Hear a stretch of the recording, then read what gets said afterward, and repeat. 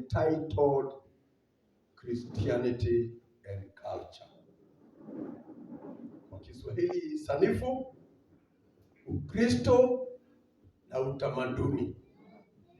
Kuna zile mambo maisha ya Kristo, mtu ambaye ameokoka, na kuna yale maisha ya utamaduni, ya culture, ya mira zetu kulingana na kule ambako tulitoka. 5 years ago, wazee, most of us all retired, tuliona kuna danger, kuna hatari ambayo imepenya slowly kwa kanisa, imepenya slowly kwa wadugu, slowly kwa wadada, na imeanza kudilute salvation na Christianity. Na tukajiuliza, je, tutakaa kimya? Kwa sababu tukiangalia kwa runinga, kwa TV, hakuna mtu anakemea. Tukiangalia kwa magazeti, hakuna mapasta wamejitokeza na wamesema hiyo ni mbaya ama wamekemea hiyo. Tukasema hata kama ni kwa njia kidogo namna gani, tunapaswa kutoa msimamo. Majority of us are professionals in different backgrounds, wataalamu wa njia tofauti. And among us we have theologians to ensure that mambo tunafunza ni biblical. Itaonyesha nikimalizia kwa back ya culture. Kwa hivyo tukakaa chini na tukasema, kabla hatujaenda nje huku, wacha tuangalie kabisa kama hiyo inasemekana ni ukweli. Na professionals, unajua, ndugu Kitikiti anajua kabla aende hiyo masomo yake, amesema alisoma hapo kwa muda mrefu. Wakati mwingine namtembelea nakuta amekwama kwa meza, hata tunazungumza na tunasema the great tukalale. Nikiamka asubuhi ananiambia hata nimeenda Eldoret, nimeprint makaratasi ingine ndio haya. Ni lazima kwanza uangalie ni kitu gani ambacho kimeandikwa kuhusu hiyo area. Sasa tukasema tutafanya hivyo. Then we got hold of one document. Kanisa la Kianglikana lilikuwa limeona hiyo hatari na ikafanya study. Those study yao ilikuwa ya Mount Kenya region. Ilikuwa imeongozwa Dr. Reverend Sambi Githuku ambaye tulifanya naye Nakuru kwa ACK. Mimi nilikuwa kwa project. Alikuwa kama ni personnel ama administrative secretary. Sasa ni lecturer St. Paul's Theological College na inaitwaje, Catholic University. Wakazunguka, tukaangalia hiyo mambo na wakasema hivi, ni kweli. In conclusion, ndio nawapea summary. Hii mambo ya utamaduni na ya culture ina threaten kanisa na imani, na wakaona ya kwamba leaders kama kina Elda Mutai na washemazi wameingia na wamekuwa members kwa hiyo mambo ya utamaduni na cultural practices. Lakini Sunday brethren, isitoshe wakakuta ordinary Christians, hata wale wamesoma ma PhD, masters, graduates, ambao tulipaswa kujua these are brethren wamekuwa muda mrefu kwa kanisa, wamehubiri Injili. Hii mambo ya kuchanganywa hapa lazima watakataa. Walionekana wako ndani. Isitoshe, clergymen, wachungaji na some bishops, especially those who are retired, tulikuta wao walisema wao wako ndani. So what was the conclusion of the church, Anglican Church? We should consider these brethren backslidden. So if you are holding a position of the church, step down. Unless you repent. Tumeambia mambo ya kurepent. Useme nimetubu, nilikuwa nimeona kama si baya, si dhambi. You repent and come back now to serve. So that was the position. Anglican Church. That was before COVID, 2018. Then 2021, Mobea. Unamuita hapa Mobea. Tunawaita Mobea. Catholic fathers and priests. The Bishop of Archdiocese of Nairobi, naye akasikia fununu hiyo kitu ina affect wa Kristo, and he took up a committee, go and investigate. Akaenda around diocese ya Catholic ya Nairobi Archdiocese, inachukua Nairobi county yote na inaingia Kiambu na inakuja tunapakana nayo pale Naivasha. Mai hiyo ni Archdiocese ya Nairobi Catholic. Wakasubuka, wakakuta kuna altars mbili, moja iko Kiambu, hiyo ingine iko hapo kwetu Mai, ambapo mambo hayo ya practices ya cultural worship inafanyika. Na wakapeleka report na kanisa nao ikasema watubu. Hiyo ni Mkatoliki. Watubu. Hiyo imani inachanganywa na kitamaduni. Mtu watubu na arudi kwa kanisa. Usipotubu kaka, you cannot be a leader. So we had now information literature written, and we started praying. Mungu atupe nafasi. Eventually God has kept opening doors.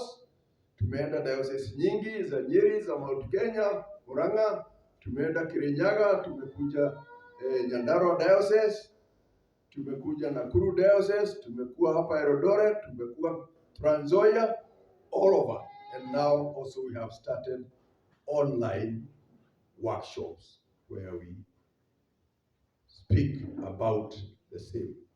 Then eventually, after going around and speaking with leaders of the church, we asked one of us who is another, please, hizo seminars na hiyo maswali yote tumejibu na tumeongea, put it in a book, Christianity and Culture. So, kwa sababu tukienda tunasomesha tuambiwa, na hiyo mambo kuna mahali tunaweza soma, tukianza hatukuwa nayo. So this one is available. I think it is available in the bookshop around, or a focus if they have an office. It is 600 shillings. So that's additional to what one can read. Culture, jana tuliambiwa ni saa mtoto ya maisha ya watu. Community, kila community iko na culture yao. Waturkana wako na culture yao. Wakipsigis, Wakalenjin wako na culture yao, Wakikuyu wako na utamaduni yao, Wakamba wako na yao, yote. Na inahusu sisi, mzee anafanya kazi gani? We talk about gender roles and so on. Vijana wanapaswa kufanya nini? Sisi tunavaa namna gani? Sisi tutakula chakula na namna gani? Mambo ya harusi tutafanya namna gani? ndoa tutaendesha namna gani? Nyimbo tunaimba nyimbo gani na zinasema nini? Those different practices ambazo watu wanafanya. Hata wazungu wako na tamaduni zao. Hata Waeskimo wale wako sehemu baridi zaidi wako na zao, na pia inachikana na how do they, who is their God, how do they worship this God. Nimesoma mingi na some of them very interesting. Aboriginals wanafanya nini? Iko. So you see, each one of believe there is a God. Sisi Wakikuyu tuliamini Mungu yetu ni Ngai. Na ako wapi? Kirinyaga. Although now Kirinyaga means that mountain with snow-capped, but it is no longer Kirinyaga now. They cannot fit the description of the Nyaga is that white, the ice, the temperatures and the climate has changed. 1 Corinthians chapter 5 verse 17 says, tuliisoma jana na tunaielewa sana, inaongea kuhusu sana tunaongea mambo ya, it is a verse used in evangelism, that mtu akiwa ndani ya Kristo, yeye ni kiumbe kipya, mambo ya kale imekwisha na mtu anakuwa mtu mpya. But unfortunately today people are going back to that. When Christianity came and the missionaries came and they brought the gospel and they taught people about Jesus, and the Bible was brought in Central Province, for instance, wale waliokoka walikuwa wanaitwa wasomi, adhomi, kwa sababu uliokoka na wamissionari wakakupeleka shule kusoma. Sasa ukiambiwa referring to you as mtu ameokoka, huyo ni msomi, huyo ni mdhomi. And most of those traditional culture practices, tabia hizo ambazo nyingi zao zilikuwa mbovu, waliachana nazo in totality. Praise the Lord. So being a new creature means you have different belief system. Let me say ya kwamba tamaduni zote sio demonic. Sio demonic. Lakini kuna zile ambazo ni demonic na tutaziangalia ndani. Let me come to the verse which was read by my student, was he Arvin's? Kipchumba. Yes. I will read that verse from 5 translations. Tusikilize. Lakini kwanza tusomee kwa Kiswahili ili tusikie. 1 Corinthians 10, 18 and 20. 18 and 20. Tusomee. Basi inasema, waangalieni hao Waisraeli walivyokuwa jinsi ya mwili, wale wasilao dhabihu, hawana shirika na madhabahu. Basi niseme nini? Ya kwamba kila kilichotolewa sadaka kwa sanamu ni kitu, au ya kwamba sanamu ni kitu? sivyo, lakini vitu vile vitoleavyo sadaka wavitoa kwa mashetani, wala si kwa Mungu. Nami sipendi ninyi mshirikiane na mashetani. Hamwezi kunywea kikombe cha Bwana na kikombe cha mashetani. Asante sana. Hiyo inasema inatoa sadaka kwa sanamu, kwa mashetani. Wacha nisome kwa Kiingereza. New International Version inasema hivi: No, but the sacrifices of pagans, pagans, are offered to demons and not to God. Capital G for God, so our dear God. I do not want you to be participants with demons.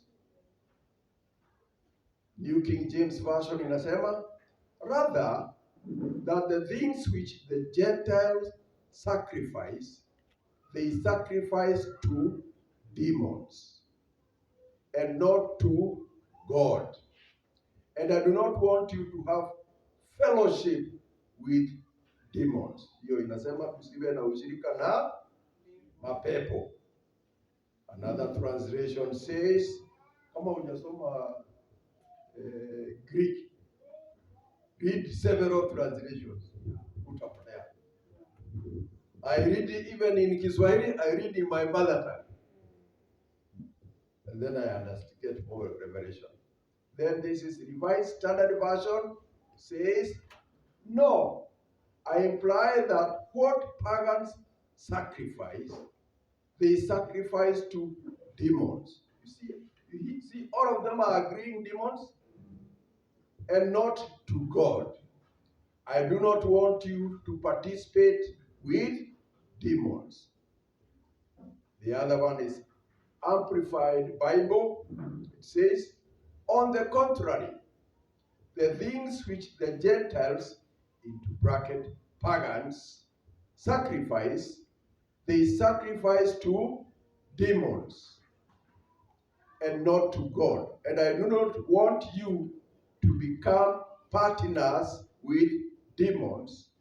And he puts in bracket, eating and feasting in pagans' temples. Then the last but one, Contemporary English Version inasema, no, I am not. This food is really sacrificed to demons and not to God. I don't want you to have anything to do with demons. And the last one, the Living Bible. Inasema hivi, what I am saying is that those who offer food to those idols are united together with sacrificing to demons. Certainly not to God. And I don't want any of you to be partners with demons. And when you eat the same food along with the heathens that has been offered to these idols. So I want to ask a question. That verse has talked about pagans and it has talked about Gentiles. Are Kikuyus Hebrews? Yeah? No. Are Kalenjins Hebrews? No. Everybody who is a Gentile. So are Kalenjins non-Jews? Yes. And Kikuyus? Yes. And Turkanas? Yes. Do we do traditional sacrifices? Yes. All of us do those sacrifices.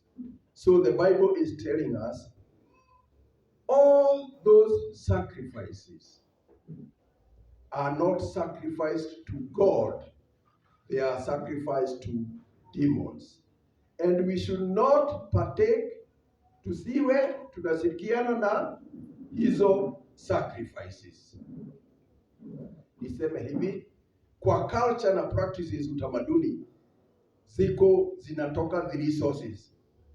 Three sources. Where do these customs na practice come from? What is the origin? Kwa sababu kama vile nilisema hapo kwanza, hakuna kabila hata moja ulimwenguni ambayo haina tamaduni na culture zao. Zinatoka sehemu tatu, three sources. The first one, there are those cultural practices whose origin is godly. Origin is godly sacrifices. Because, the origin. Because all of us, whether from the West, from the East, from Africa, we are created by one God. Therefore, kila kabila ukienda, utakuta kuna practice ambayo si mbovu, siyo demonic. Origin yake ni Mungu. And that is what we are told we should follow. For instance, unakuta kabila ambayo inasema respect elders. Kwa Wakale iko hiyo. Na kwa Wabaluya, kwa Wakikuyu iko. So did those guys read the Bible to come with that? Hiyo ilikweko kwa sababu origin yake na chanzo chake ni Mungu. Na ilijulikana. Nakumbuka my father was very, very hospitable. A stranger. Unakuja tu umepotea njia and you don't know where to go, you are going very far, na kumekuwa usiku. Ukifika nyumbani, you are treated kama you are somebody he knew. Na start anaanza story, umetoka wapi. Kama hata hajui, you will be given a gunia. Unajua huko na mabedroom. Inatarazwa hapo chini, huko na mattress. Inatarazwa hapo chini after you have been fed. And tomorrow, you have kikombe ya uji and you continue with your journey. But I am sure hiyo iko kwa very many tribes as a culture. It is godly. But we also see it in the Bible. The Bible saying what? Some did what? Yeah, they entertained angels unawares, they didn't know. So it is a practice that should be encouraged. Loving your neighbor, it is encouraged by every tribe. So that is one origin. The second origin is man-made. Man has the origin. Some of those one is discipline. The Bible talks about discipline. Na pia different cultures ni lazima watoe nidhamu kwa watoto. Anybody who messed up was disciplined. Family unity. Different cultural practices like that. They emphasized it. There are things of food that you take. Murusi in the Kalenjin. It is one of the favorite delicacy. Delicacy and taken by special people. When we went for Ruth issues, I was among the men who went into a special state house. Not for everybody. She was not there, so she did not taste mursik. But special people took mursik.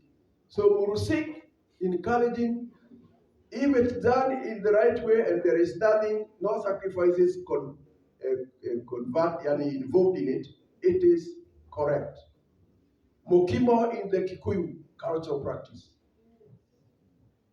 Wengine wanatuchekelea, wanasema hii Kikuyu nao sijui namna gani.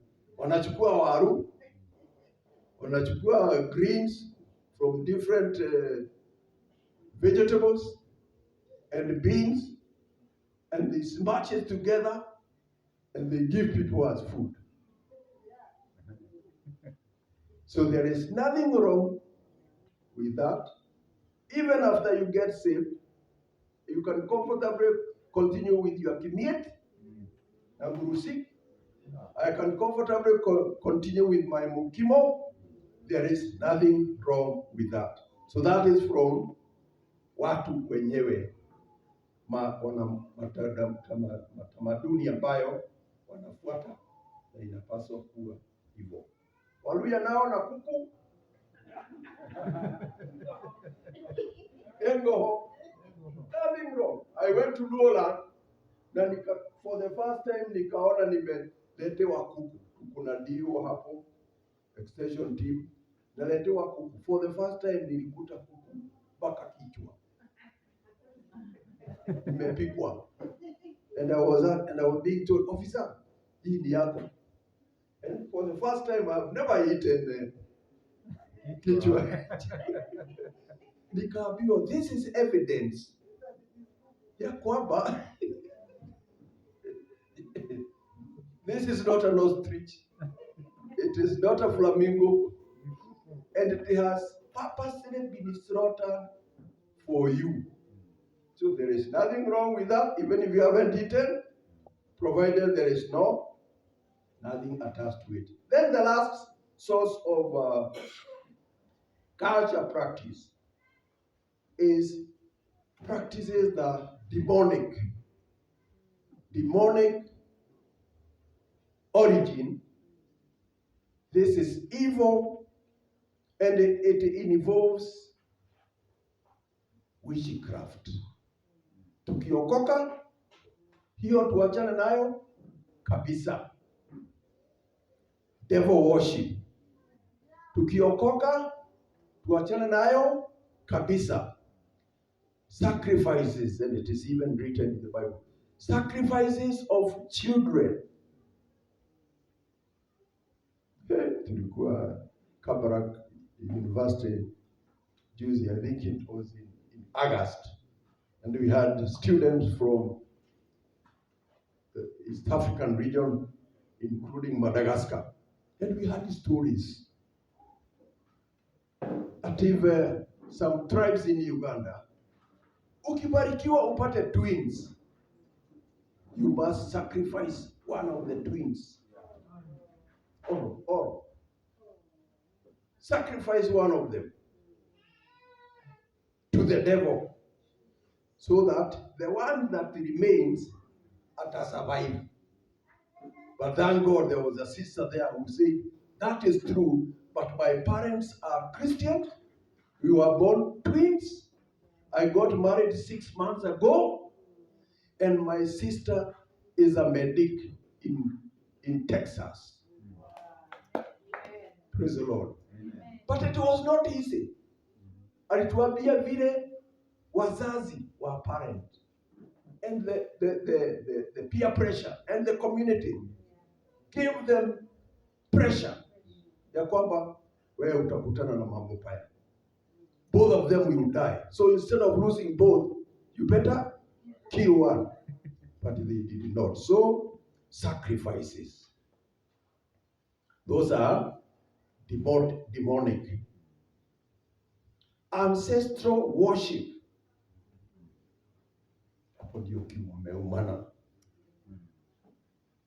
In Central Province, hiyo mambo ilikuwa imekufa.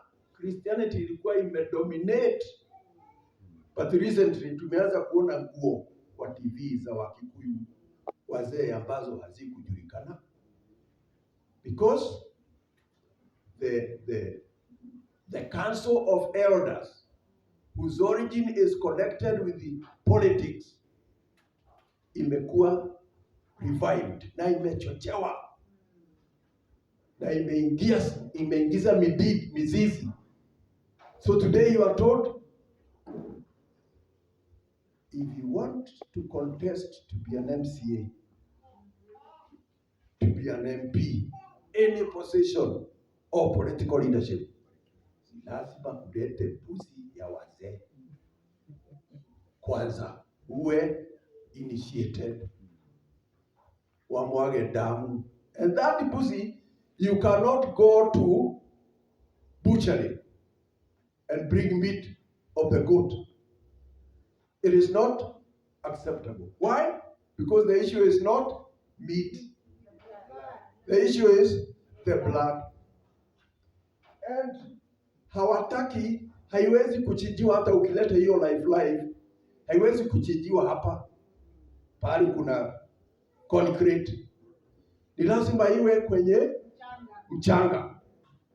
And it is slaughtered in a special way by a special person, so that damu itiririke, ipakoleti kwa udongo, and that way they are calling it, instead of directly saying what the Bible is saying, Goma, my version, mother tongue, says devils and says Goma. But because they don't want to say that, because many Christians will not enter the council of elders, they call it Gomi, but it doesn't make the difference. Gomi is those who are asleep. So you are sharing with the Gomi who are dead. But the moment you do that, it is like a bank account that is not operating. That's how we were seeing it. Can you withdraw money? Nothing happens. But for you to withdraw money in a bank account that is imelala, you must activate. So what many tribes have done now by reviving those and sacrificing, you are activating the demonic world. Ianze kufanya kazi. Na itakusumbua. In real, the devil is there. And the moment you do that, umeanza kumsikiliza. And they will follow you. Deuteronomy chapter 18, verse 10 and 20. Somebody read for us. Deuteronomy verse. Oh, it's the one we read. No, it's not the one we read. Deuteronomy 18, verse 10 and 20. Kuko sasa na list. Hiyo ime list the kingdom of darkness na vile watu tumeonywa tusiingie huku kama Wakristo. Who is there? Tusomee. Nasema Kiswahili. 18 verse 10 to 12. Asionekane kwako mtu ampitishaye mwanawe au binti yake kati ya moto, wala asionekane mtu atasamaye bao, wala mtu atasamaye nyota nyakati mbaya, wala wenye kubashiri, wala Deuteronomy 18:10 to 12.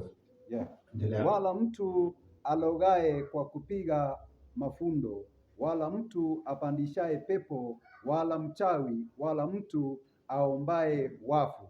Kwa maana mtu atendayo hayo ni chukizo kwa Bwana, kisha ni kwa sababu ya Bwana Mungu wako anawafukuza mbele yako. Asante sana.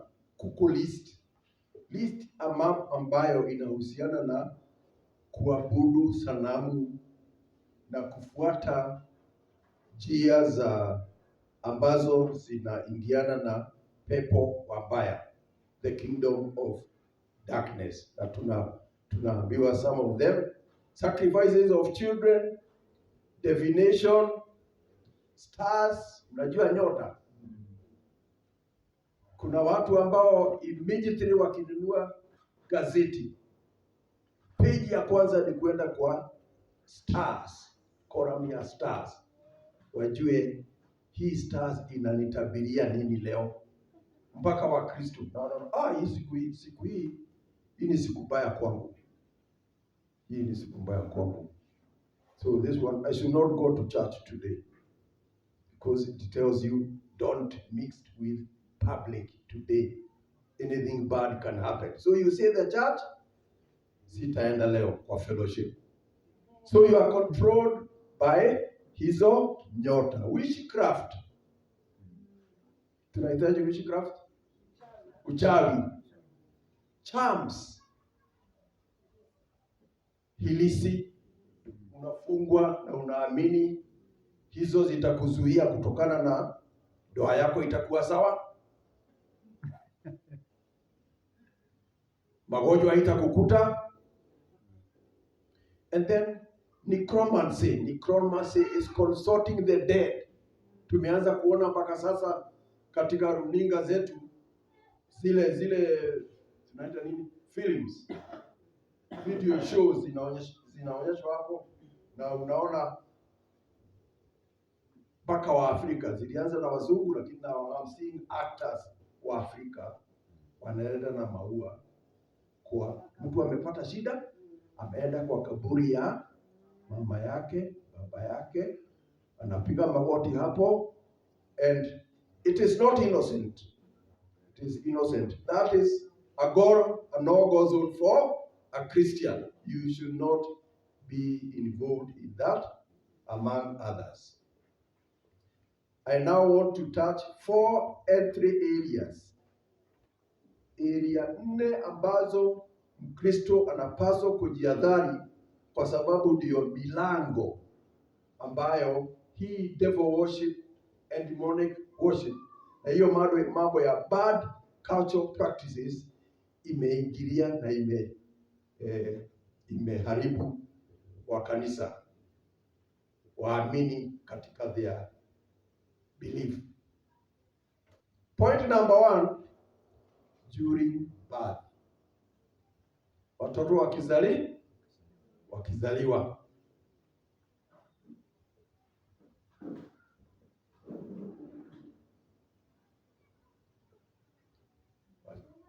inahusikaje? Naming of children. Tunasikia kuna watu mtoto akizaliwa haitwi jina. Ni lazima mambo fulani ifanywe. Luolan pale nilikweko, if you are not born during the day when you can be given at where you are asubuhi, majina inaitwa tofauti. Coincidentally pale mtoto ayon ama apige chavia, nasemekana hiyo ndio jina yake. Paka the dead wamekubali, wamerespond. Kwa sababu you have that connection, sasa hiyo inakuwa baya, inakuwa demonic. Wengine wana belief system ya kusema nywele ya kwanza inanyolewa na nani? Wengine ni shosho, wengine ni auntie. Usipofanya hivyo na tumekutana na Wakristo ambao wamefuata kabisa na walisema hatukujua ni baya. Wengine wanasema what is wrong with it? It's a practice inaendelea, lakini si bure, kwa sababu hiyo nywele shosho na nyoa ama tata na nyoa kuna pahali inawekwa. It's not just iwekwe ichomwe, kuna pahali inawekwa, so that is a connection and an entry with the demonic world kwa huyo mtoto. So be careful to that. Mama amejifungua, a special neighbor must come and you must buy a goat, a special goat, and it is slaughtered in a special way. Kuna zingine hata ukati hivi, kuna zile utakata upande wa nyuma. Na unajua the Bible talks about struggled meat. Kuna wengine wanaweka mshakwe hii, mshakwe ya baadaye. Inachomwa inakuwa rafu, inawekwa through the throat. Alafu busi inafungwa hapo. Kwa struggle that has connection with demonic world. So that is slaughtered. And then you are told during that time women should not eat some special parts of the meat. Unajua hivyo? Kama gani? Kama ni kuku? Imondo. Imondo lazima ikuliwe na mzee. Na mama akikula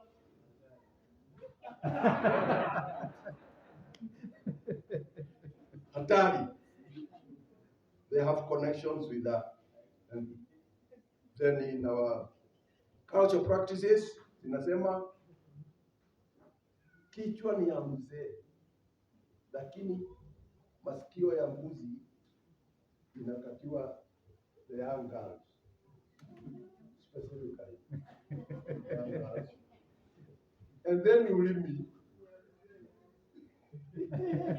So you are prohibited from taking certain parts ya nyama, but don't worry, all that you get is protein. These people don't know that hata ile utapewa bado ni protein. Maybe the taste might be different. So the second one is so be careful around that time, because you can be given pressure by your parents, by your relatives, and you don't know why they do it. The second one is during rites of passage. During rites of passage ni wakati vijana ndio hawa wanatahiriwa.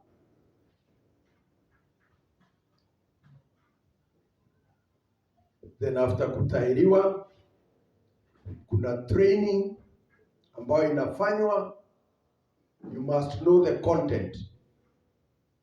Nowadays it is being given, inawekwa tu kwa group, and the training is done in a centralized place.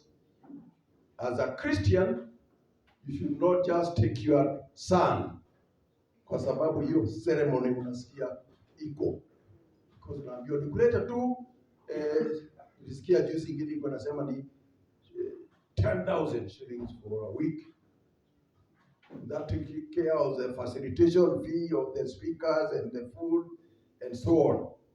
But get to know also the curriculum, content ambayo huyo kijana anafunzwa. So some of them are very bad. It is open secret. Muliona sijui ni Maragwa walisema vijana wamegraduate,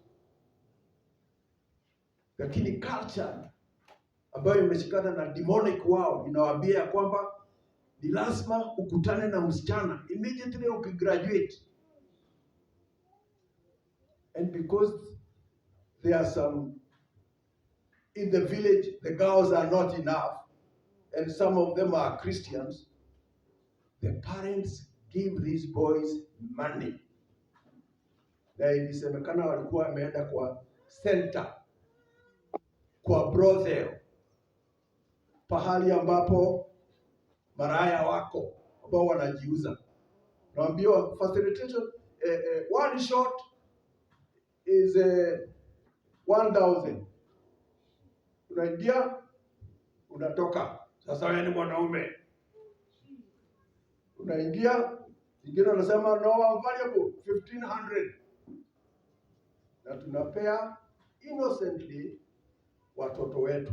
That is, fornication is in the open. It is connected with demonic world, and it is messing up our faith and our children. So we should be careful on some of those corners. I'm summarizing so that we cover something. Then the third area ya kuingia kwa hiyo mambo bila kujua is during marriage negotiations and wedding. Nilisema kila culture, kila tribe iko na ile njia ambayo wanatumia, but in these ones utakuta the main thing here is slaughtering, the sacrifice that is done. It is not innocently done. We have a number of, one time I was negotiating, I had gone for negotiation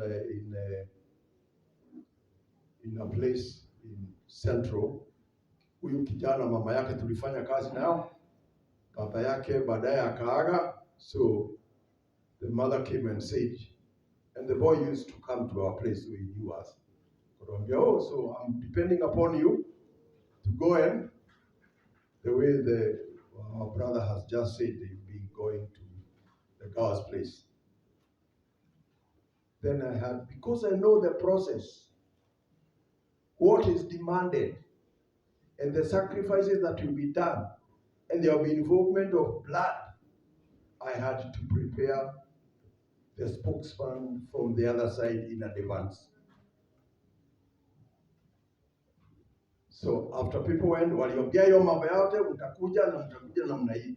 So later on, nikafanya brokerage. Nikauliza contact ya best person, best man on the other side, mzee, and the parents. Then tukasema tunataka kuja.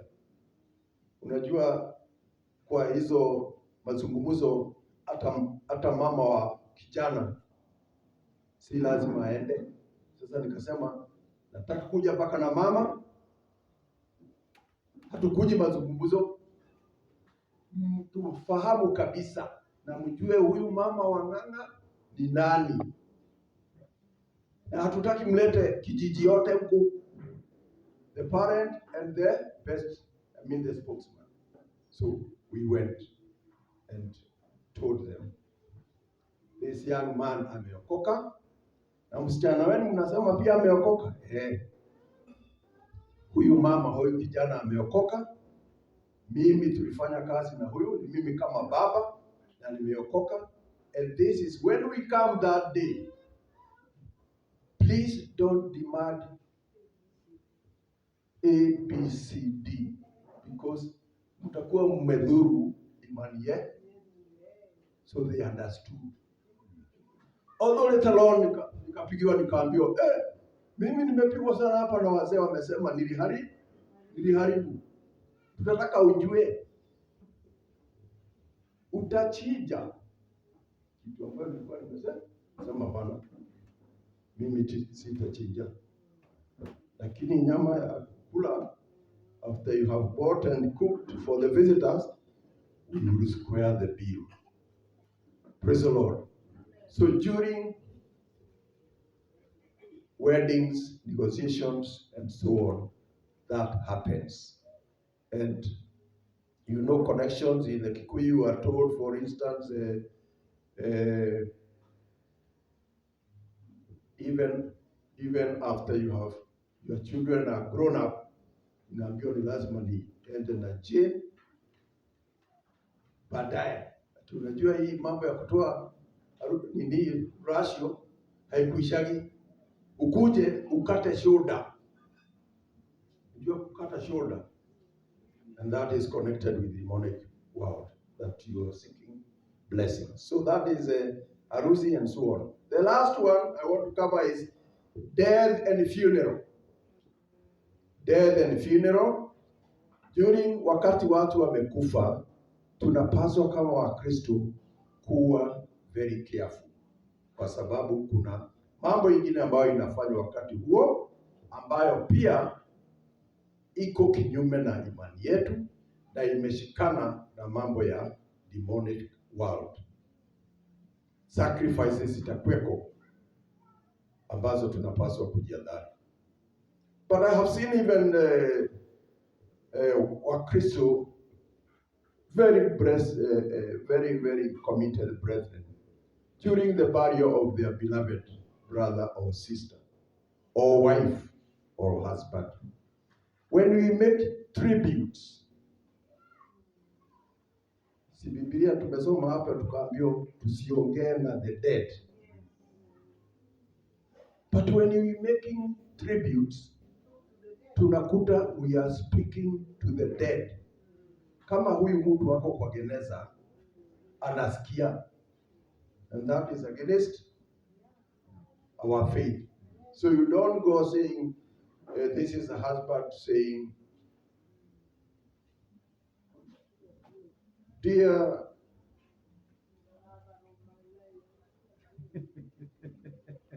Mary, yeah, you are the love of my life. I will miss you greatly. The Lord brought you to my heart. Since the Lord brought you to my heart, you have been a blessing. I know you are not dead. And where you are hearing me. Is that the Bible? The dead know nothing. The dead don't hear. The dead don't speak. So we should, when nimekuwa kwa kamati ambayo inatengeneza program na tribute, ikiletwa ati editing, so I am concerned about that dead and funeral, and that is followed by ingine ambayo inasikika kama ni ya brethren, kama Christian, unveiling of the cross. Unveiling of the cross. Inaitwaje kwa Kiswahili hiyo? Hiyo ceremony inaitwa makumbusho. Makumbusho. But it is nowhere in the Bible about unveiling of the cross. Maybe this person was not even saved. And when somebody is dead. But when you follow closely, there's the time, specific days after the burial. And the family has to go there. And innocently, they will invoke the bishop. I will go and unveil the cross. But behind the curtains, last night before the bishop arrived, walifanya maneno yao. Na walichinja, na wanaamini, because it is a belief system, ati tulirudi kufukuza mapepo. Mapepo ile ilifanya huyu akufe, itoke kwa boma. That is un-Christian. Is different from our faith. Why are Christians moving back to traditional belief system? Ni kwa nini Wakristo ambao wameokoka na wamehubiri, lakini sasa wameona hii imani mambo ambayo tulikuwa tumeacha ni kama si baya sana, na wengine wanaambiwa those things you believe ni a missionary. Sisi tulikuwa na dini yetu, lakini missionary kuja likodem yote, tukaingia yake. Christianity origin is not the white people. Wale wamesema history ya Christianity, it was even in Africa more before it went to Europe. And when Jesus came, watu wengi cultural practices alipigana nazo. Alipigana nazo, sema washing of hands, why on a Saturday, and so on. And when brethren got saved, there are some brothers who opposed it. In Acts chapter 15, mkisoma yote mitume 15, the whole chapter inaongea na what people call today the Jerusalem Council. Watu waliokoka, then the non-Jews, the Gentiles, watu naambiwa. Lakini the Jewish brethren wakakuja wakasema, brethren, tunashiriki na hawa na hawajakatwa. Yeah? Ni lazima wakutane na kisu ili tuendelee nao kwa fellowship. Then kukawa na mfutano. Petro akasema, nasikia wanaongea na dini. Waliokoka, walitubu dhambi kama sisi, wakajazwa na Roho na wanafanya injili. Lakini ilikuwa na mvutano until kukawa na kikao ile wanaita Jerusalem Council, and then when it is decided, barua ikaandikwa, kaambiwa go take this letter. Ikawa distributed to all the branches. I think the whole diocese. Kama sasa Church of Ekklesia ni diocese na parish moja iko Mount Elgon na iko Bomet na iko Ravine na iko all over. What has been decided, ipelekwe barua, wakaambiwa this is what to do. Wachane na nyama zile ambazo ni struggle, wachane na damu, wachane na usherati, once you are saved, and the rest was okay. So why are people going back? I will briefly summarize it by calling it because of ABC. There are 3 areas.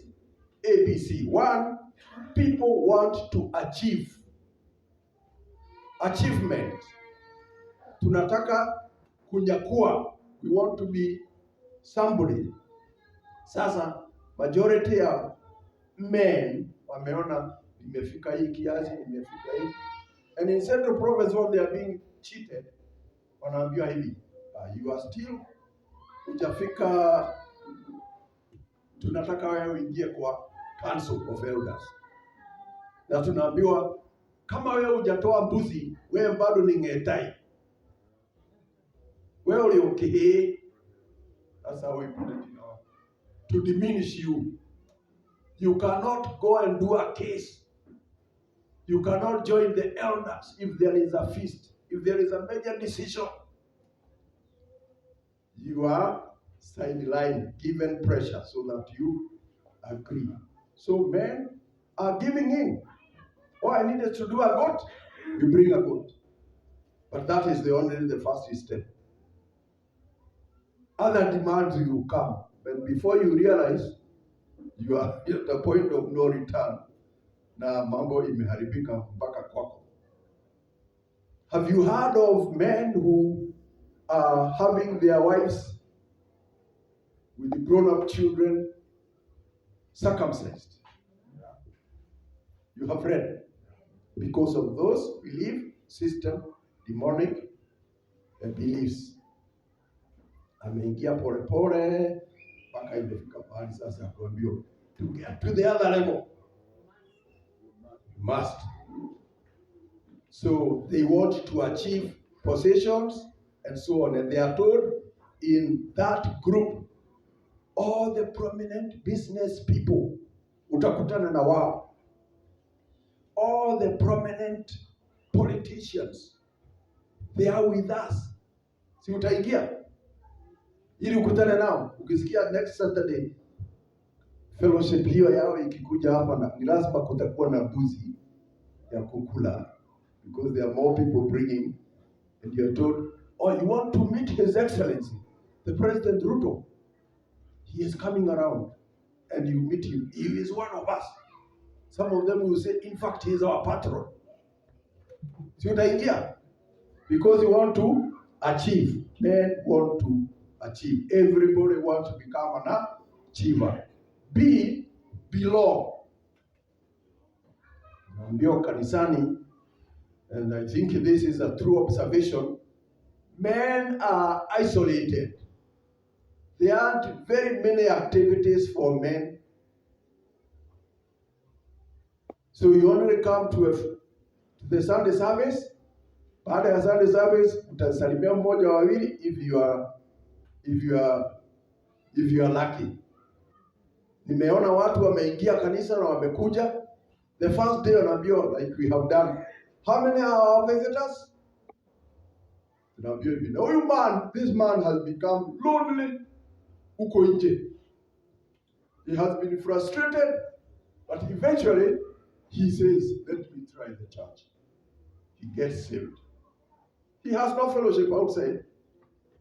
then let alone anakuta hapa umeambiwa tu wait a bit, tunataka kujua unakaa wapi, unafanya kazi wapi, kuna